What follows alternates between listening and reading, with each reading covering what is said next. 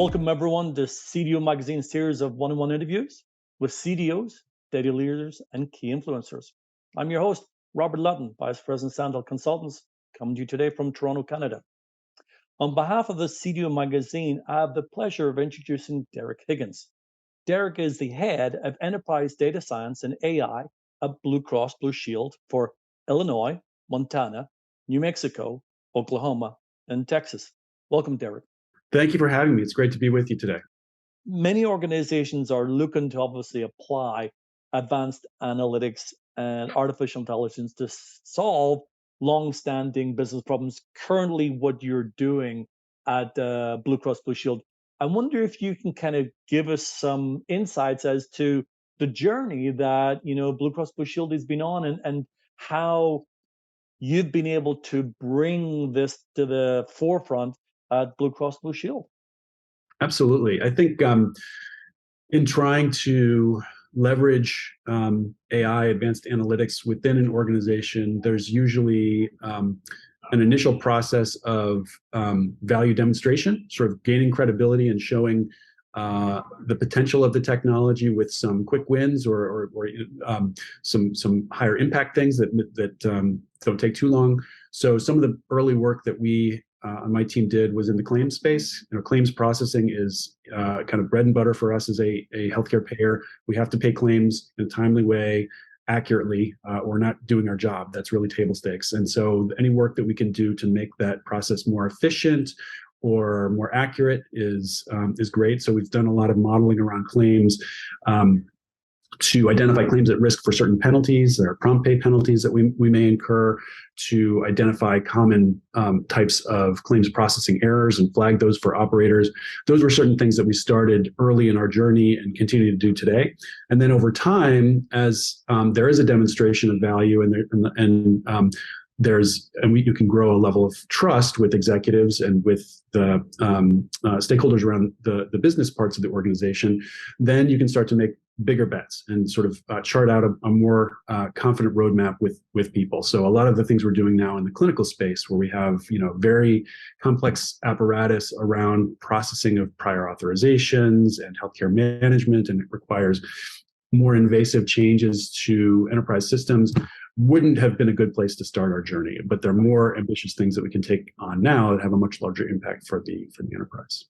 So would you say that, obviously success breeds success, but start small, do it fast, get the results, and then grow from your success? Would you say that that's probably been your recipe for success at Blue Cross Blue Shield?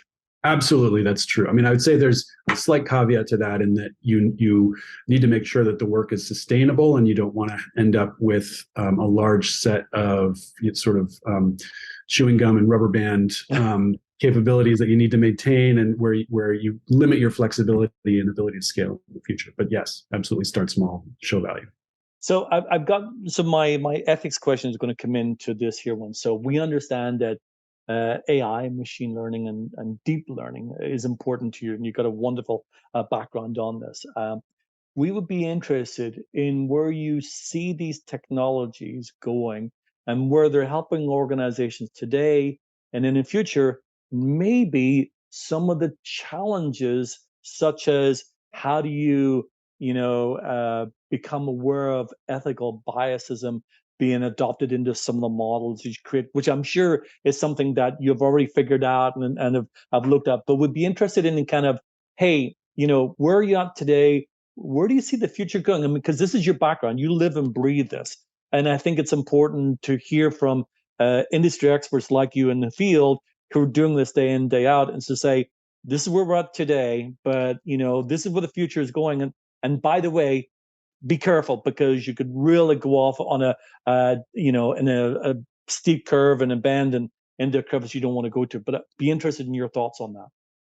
Yeah, well, first off, I'd say anytime you're talking about ethics, whether it's AI or something else, if somebody tells you they have it figured out, then you should be very skeptical. If you're not really grappling with the issue and have a certain level of self-doubt, you're probably on the wrong path. It is something we think about quite a bit, though, and this again ties into my AI 101 talk today. One of the key themes I want to hit on is that as AI and machine learning have advanced, the technology has gotten better and better. We now have machine translation that's very good and commoditized online. Everybody can use it. But the trade-off is we've adopted methods that are less and less transparent. We understand less and less about how it works. Back in the old days, we had machine translation that was based on handwritten rules and basically didn't work, but we knew how it didn't work. And nowadays we have, these fancy deep learning models, and they're very hard to reason about.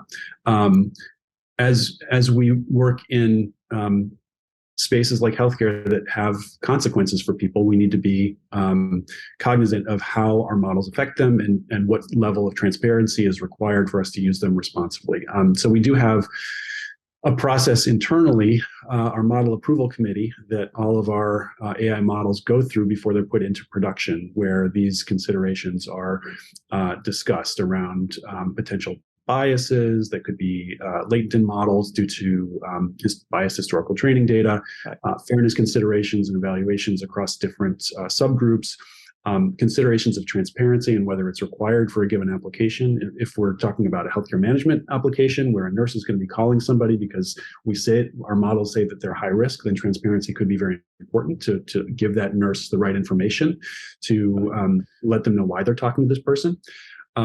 In other contexts, if we're just talking about financial forecasting and understanding how much liquidity we need as a company, probably the drivers are not as key, and fairness is not as big a consideration.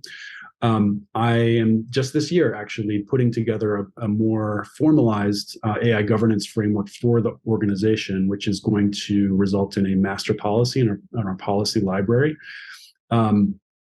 So this is going to be much more opinionated or clear for the broader organization about what our guidelines are in terms of acceptable use of AI and what the process is, not just for things that we develop internally, but for things that we might license. And I think it's a journey for many. I'm sure you've talked to many people in my position as well, and know that everybody's sort of in the same boat trying to figure this out. What are the standards out there that we can draw on, and what's the right way to integrate this into our processes as an organization so that we can still realize the value of AI, but we are confident that everything that we're doing is something we can stand behind. Derrick, you're right. A lot of people are, it's such a new industry, and technology is just jumping leaps and bounds over what we did yesteryear. But it really makes a difference when industry experts like yourself are willing to share your knowledge, your successes. And I'd like to congratulate you for the successes that you've done at Blue Cross Blue Shield. So on behalf of the CDO magazine, we'd like to thank you for your time today. And we really do appreciate that. We hope to have you back to talk about maybe AI 101 and how things are proceeding at Blue Cross Blue Shield at a later date. This was a great conversation. Thanks for having me. Pleasure's all ours. And for our listeners, please visit cdomagazine.tech for additional interviews. Thank you.